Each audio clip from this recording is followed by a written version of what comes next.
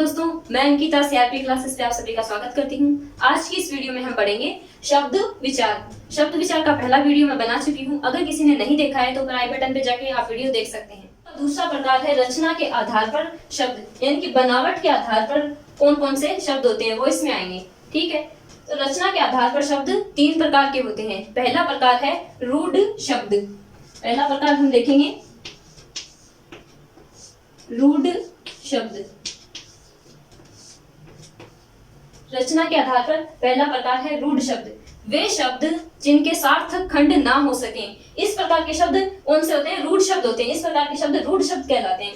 वे शब्द जिनके सार्थक खंड ना हो सके, यानी कि जिनको खंडित कर दिया जाए तो उन खंडों का कोई सार्थक अर्थ नहीं निकलता है। तो इसको हम उदाहरण के द्वारा देखेंगे। एक उदाहरण लेते हैं, कोई भी उदाहरण ले सकते हैं, कोई भी शब्द ले लो आप। जैसे हमने लिया घर शब्द ले लिया, ये है शब्द, इसका हम खंड करेंगे तो इस प्रकार से इसका खंड हो जाएगा। तो इन खंडों का कोई अलग से अर्थ निकलता है क्या? नहीं निकलता है। तो इस प्रकार के शब्द जिनका खंड करने के बाद खंडों का कोई भी अर्थ ना निकले, इस प्रकार के शब्द कहलाते हैं रूढ़ शब्द। अब दूसरा उदाहरण देखते हैं। जैसे ले लिया हमने नल, तो नल का भी खंड करेंगे तो हो जाएगा न और लेवण। ठीक है, तो इनका दोनों का कोई अर्थ निकलता है क्या? कोई अर्थ नहीं निकलता। तो इस प्रकार के शब्द कौन से कहलाते हैं? रूढ़ शब्द कहलाते हैं। और भी बहुत से शब्द होते हैं, जैसे दिन, अगर इसका खंड कर दिया जाए तो अलग अलग इनका कोई अर्थ नहीं निकलता। रात, ठीक है, और गाय, घोड़ा, इस प्रकार के शब्दों को अगर खंड कर दिया जाए, अगर इनको तोड़ दिया जाए तो इनका अलग अलग, इनके खंडों का कोई भी अर्थ नहीं निकलता है। तो इस प्रकार के शब्द रूढ़ शब्द कहलाते हैं। दूसरा है यौगिक शब्द। रचना के आधार पर शब्द का दूसरा प्रकार है यौगिक शब्द। यौगिक शब्द, यौगिक यानी योग से बना हुआ। यौगिक शब्द वे शब्द होते हैं, वे शब्द जिनके खंड कर दिए जाएं तो दोनों खंडों का सार्थक अर्थ निकलता हो। तो इस प्रकार के शब्द होते हैं, वो कौन से होते हैं? यौगिक शब्द होते हैं। एक उदाहरण के द्वारा हम देखते हैं। कोई भी उदाहरण ले लीजिए आप। प्रतिदिन, प्रतिदिन, ये जो शब्द है, अब इसका हम क्या विभाजन करते हैं, इसका खंड करते हैं। तो इसका खंड करने पर क्या होगा? प्रति योग दिन, यानी कि प्रत्येक दिन। तो इसका हमने खंड किया तो इन दोनों ही खंडों के अलग अलग अर्थ निकलते हैं। ये दोनों ही खंड क्या है? सार्थक खंड है। तो प्रति यानी प्रत्येक दिन। तो इस प्रकार के शब्द होते हैं, वो है यौगिक शब्द होते हैं। और भी कई शब्द है, जैसे राजपुत्र, राजपुत्र का अगर हम खंड करते हैं तो होता है राज योग पुत्र, यानी राजा और पुत्र यानी बेटा, राजा का बेटा। तो इस प्रकार के शब्द होते हैं जिसका खंड करने पर दोनों ही खंडों के सार्थक अर्थ निकलते हैं। तो इस प्रकार के शब्द यौगिक शब्द कहलाते हैं। और भी कुछ देख सकते हो आप। जैसे हमने लिखा महर्षि, महर्षि, तो महर्षि शब्द का अगर हम खंड करते हैं तो होगा महा योग ऋषि।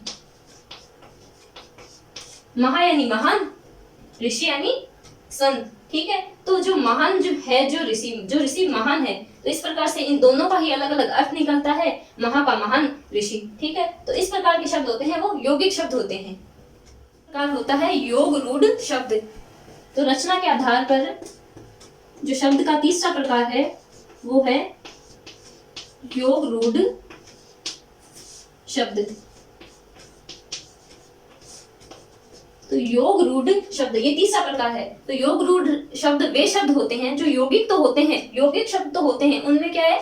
यौगिक शब्द की तो विशेषता पाई जाती है, लेकिन ये तो है विशेष अर्थ देते हैं, ये सामान्य अर्थ नहीं देते हैं। उदाहरण के द्वारा हम समझते हैं। जैसे हमने उदाहरण दिया पीताम्बर, पीतांबर। पीतांबर शब्द है, ये ले लिया हमने। अब पीतांबर का हम विभाजन करते हैं, इसका खंड करते हैं, तो इसका खंड होगा पीत प्लस अंबर।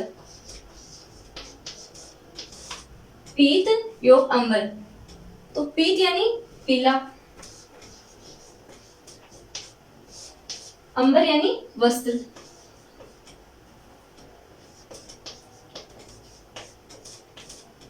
पीत पीला, अंबर वस्त्र, दोनों ही खंडों के अलग अलग अर्थ निकल रहे हैं। दोनों ही खंड क्या है, सार्थक है।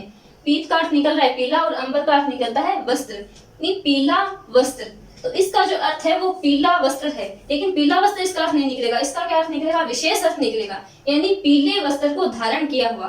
और पीला वस्त्र कौन धारण करता है, पीला वस्त्र धारण करते हैं विष्णु।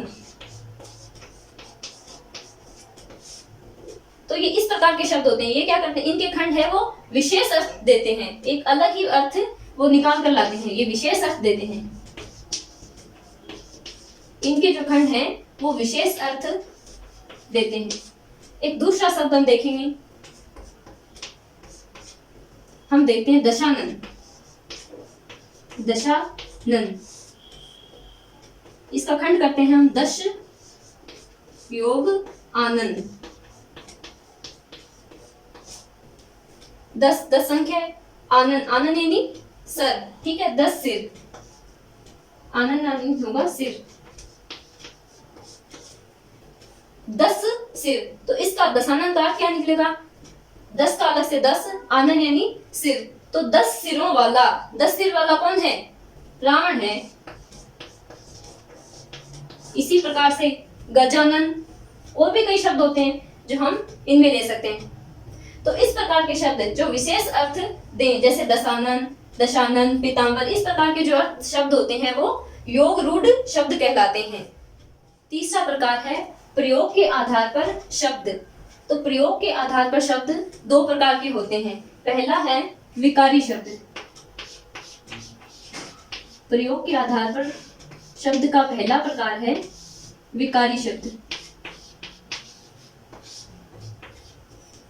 विकारी शब्द, विकारी शब्द वे शब्द होते हैं जिनका लिंग वचन कारक व काल के अनुसार परिवर्तन होता है, यानी कि वे शब्द इन लिंग वचन कारक व काल के अनुसार क्या कर लेते हैं, अपना रूप परिवर्तन कर लेते हैं। हम देखते हैं, उदाहरण देखते हैं विकारी शब्द का। जैसे शब्द लिया हमने घोड़ा, घोड़ा शब्द लिया, तो ये लिंग के अनुसार क्या करेगा, ना चेंज कर लेगा। हम इसको क्या बोल सकते हैं, घोड़ी बोल सकते हैं, घोड़े भी बोल सकते हैं, घोड़ियां,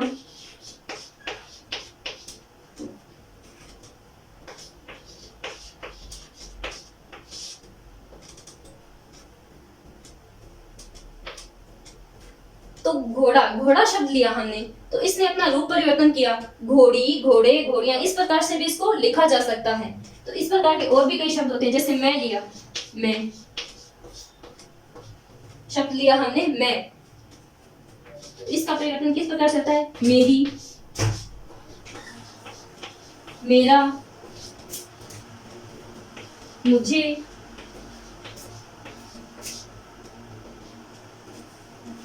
मुझको।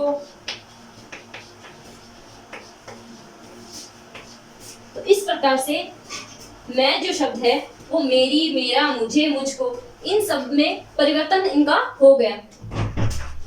जैसे शब्द लिया हमने पतला,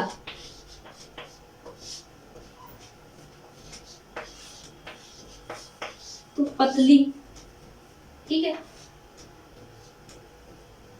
पतले। तो इस प्रकार से क्या होता है, वे शब्द जो अपना रूप परिवर्तन कर लेते हैं लिंग वचन कारक व काल के अनुसार, तो इस प्रकार के शब्द विकारी शब्द कहलाते हैं। अब हिंदी में 4 विकारी शब्द होते हैं, संज्ञा, सर्वनाम, विशेषण और क्रिया। अविकारी शब्द, प्रयोग के आधार पर शब्दों का दूसरा प्रकार है अविकारी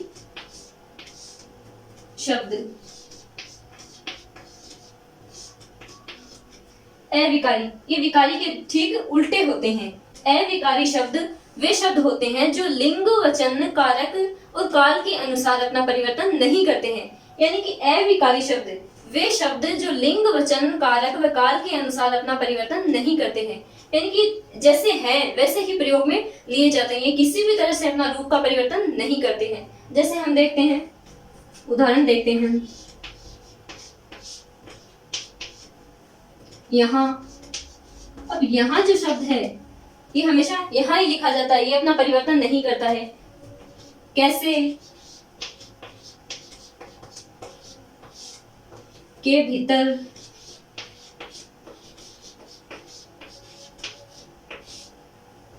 अथवा, इसलिए, ठीक है। जैसे इस प्रकार के शब्द जो होते हैं वो ठीक इसी तरह से प्रयोग में लिए जाते हैं, इनमें परिवर्तन नहीं होता है। और इनके अलावा जो विस्मयादिबोधक शब्द होते हैं वो भी अविकारी शब्द होते हैं। विस्मयादिबोधक शब्द वे शब्द होते हैं, जैसे अचानक से हमने कोई खुशी की बात सुनी तो हमारे मुंह से क्या निकलता है? वाह। तो इस प्रकार के जो शब्द होते हैं जो विस्मय उत्पन्न करते हैं, तो वो शब्द भी कौन से होते हैं? अविकारी शब्द। हम देखते हैं, आहा, तो ये जो शब्द है ये क्या है? विस्मयादिबोधक शब्द है। अरे,